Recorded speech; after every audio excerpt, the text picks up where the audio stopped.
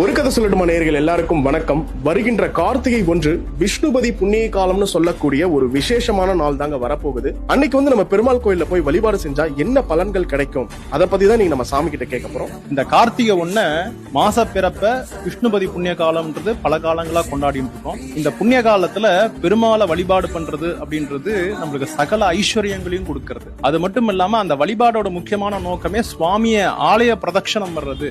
அந்த புண்ணிய காலங்கள்ல 27 தடவை பிரதட்சணம் பெருமாளை வழிபாடு பண்ணும் பொழுது பல ஏகாதசிகள் விரதம் இருந்து என்ன பலன் கிடைக்குமோ அந்த பலன் இந்த ஒரு நாள்ல விஷ்ணுபதி புண்ணிய காலத்துல வழிபாடு பண்றதுனால கிடைக்கும். அது மட்டும் இல்லாது விஷ்ணு பதி புண்ணிய காலம்ன்றது இது பேர். விஷ்ணுனா மகாவிஷ்ணு, பதினா மகாலட்சுமி. அந்த மகாலட்சுமியோட கடாட்சமும் நம்மளுக்கு கிடைக்கிறது. மகாலட்சுமி கடாட்சம் கிடைச்சாலே சகல விதமான ஐஸ்வர்யங்களும் கிடைக்கும் நம்மளுக்கு. எத்தனை மாதத்துல இது வருதுங்க சார்? வருஷத்துல இது 4 தடவை வர்றது. வைகாசி மாசம், ஆவணி மாசம், கார்த்திகை மாசம், மாசி மாசம். இந்த 4 மாசத்திலேயே சூரியன் சஞ்சரிக்கக்கூடிய முதல் நாள் மாச பிறப்பு நம்ம கொண்டாடுறோம். விடிய காலம்பரில் 1:30 இருந்து 10:30 மணிக்குள்ளார இந்த புண்ணிய காலங்களானது இருக்கிறது. அந்த நேரத்துல நம்ம வழிபாடு பண்ணி செய்யும் பொழுது பெருமாளுடைய சகல விதமான ஐஸ்வர்யங்கள் கிடைக்கிறது.